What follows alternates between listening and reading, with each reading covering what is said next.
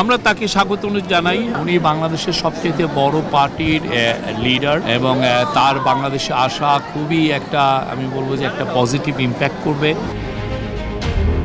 প্রধান উপদেষ্টার প্রেস সচিব শফিকুল আলম বিশ্বাস করেন, ভারপ্রাপ্ত চেয়ারম্যান তারেক রহমানের দেশে আগমন বাংলাদেশের রাজনৈতিক শূন্যতা পূরণ করবে। বৃহস্পতিবার ২৫ ডিসেম্বর বড়দিন উপলক্ষে খ্রিস্ট ধর্মাবলম্বীদের সঙ্গে শুভেচ্ছা বিনিময় করতে তেজগাঁওয়ের জপমালা রানী গির্জায় গিয়ে তিনি সাংবাদিকদের এসব কথা জানান।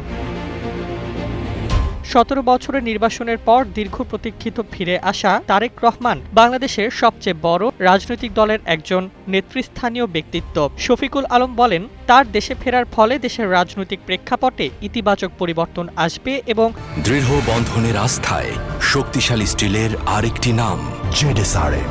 আসন্ন নির্বাচনে এটি গণতান্ত্রিক উত্তরণের পথ সুগম করবে।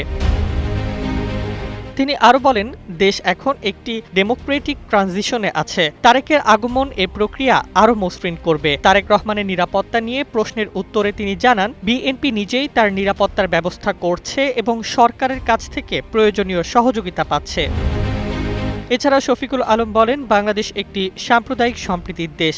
বড়দিনে সকল ধর্মের মানুষ যেন নির্ভয়ে ও শান্তিপূর্ণভাবে ধর্মীয় উৎসব পালন করতে পারে, সেটাই গণতন্ত্রের মূল লক্ষ্য। শফিকুল আলম খোদা বক্স চৌধুরীর পদত্যাগ প্রসঙ্গে বলেন, বিষয়টি তিনি এখনও বিস্তারিত জানেন না। ডেস্ক রিপোর্ট, জয় জয় দিন।